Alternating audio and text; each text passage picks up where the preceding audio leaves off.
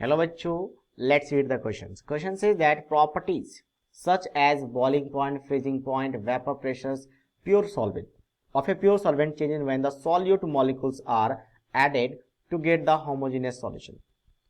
These are called useful in the day-to-day life. One of the its example in the use in the ethylene glycol and water mixture as an anti-freezing liquid as a radiator of automobiles. क्या बोला इस question में कि जो भी boiling point, freezing point या vapour pressure है किसी भी प्योर सॉल्वेंट का, वो क्या हो जाता है आपका चेंज हो जाता है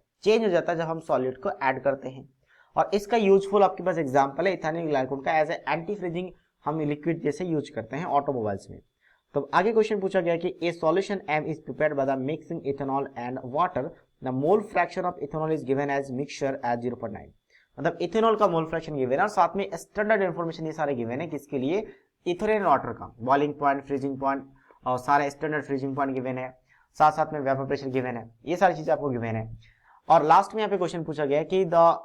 answering the following questions consider the solutions to be ideal dilute solution, ideal dilute solutions है, साथ साथ में solid to be non volatile, solid non volatile है, and non dissociative, non dissociative मतलब है वो डिसोसिएट नहीं करेगा। जैसे NaCl अगर सॉलिड लोगे तो डिसोसिएट हो जाता है Na पॉजिटिव Cl नेगेटिव में, तो यहाँ पे कोई भी सॉलिड डिसोसिएट नहीं होगा। आगे क्वेश्चन में बोला गया कि water is added to the solution M such that mole fraction of water in the becomes 0.9 and the boiling point of the solution is,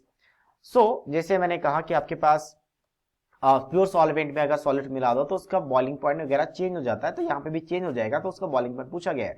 तो इनिशियली 0.9 था इथेनॉल का, बट हमने बाहर से वाटर को ऐड किया और वाटर को ऐड करने के बाद फाइनली वाटर का मोल फ्रैक्शन कितना बना दिया हमने 0.9। तो फिर इथेनॉल का मोल फ्रैक्शन कितना बन जाएगा, तो इथेनॉल का मोल फ्रैक्शन क्योंकि दोनों का एडिशन हमेशा फिक्स रहता है 1 रहता है, तो ये 0.1 आ जाएगा। ठीक है, अच्छा यहां से हम लगाएंगे एलिवेशन ऑफ बॉइलिंग पॉइंट का formula. Elevation of boiling point का मतलब क्या होता है, एलिवेशन ऑफ बॉइलिंग पॉइंट, तो जैसे मैंने कहा कि वाटर का बॉइलिंग पॉइंट होता है 100 डिग्री सेल्सियस या 373 केल्विन, तो उसमें अगर हमने सॉल्ट मिलाया तो सॉल्ट मिलाने से क्या होता है, उसका बॉइलिंग पॉइंट इंक्रीज हो जाता है। तो जितना इंक्रीज हो गया हम उसे कहते हैं elevation in the boiling point, जिसका फॉर्मूला होता है मोलालिटी इनटू P, और ये K भी डिफाइन होता है सॉल्वेंट के लिए। तो सॉल्वेंट कौन है, वाटर, क्योंकि यहाँ पे मोल फ्रैक्शन वाटर का क्या ज्यादा है, जिसका मोल फ्रैक्शन ज्यादा होगा वही आपका सॉल्वेंट होगा, क्योंकि आपका अमाउंट ज्यादा होने से सॉल्वेंट डिफाइन होता है, तो ये आ गया सॉलिड। तो यहाँ पे एक स्पेशल फॉर्मूला है मोलालिटी का कि मोल fraction of solid divided by mole fraction of solvent, molality निकालने का, into molar mass of solvent होता है, ध्यान रखें मोलर मास, मल्टीप्लाई ऑफ 1000, और K भी तो है यहाँ पे, तो इस सारा वैल्यू रख देते हैं और यहाँ से फाइनल हम डेल्टा TF निकालते हैं। अच्छा डेल्टा TB का वैल्यू भी लिख के, ये होता है सॉल्यूशन का boiling point minus of boiling point of the pure solvent is equals to mole fraction solute का कितना आपका 0.1 है और इसका कितना आपका है सॉल्वेंट का 0.9।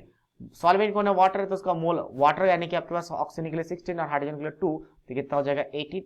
ठीक है, और मल्टीप्लाई करेंगे सबका 1000 से, और साथ साथ में K भी वाटर का गिवन होगा क्वेश्चन में, ये सारे इन्फॉर्मेशन गिवन है, तो KF पहले KF फिर KB वाटर कितने गिवन है 0.52, तो इसका वैल्यू रख देंगे हम 0.52। अच्छा बॉइलिंग पॉइंट भी ये ये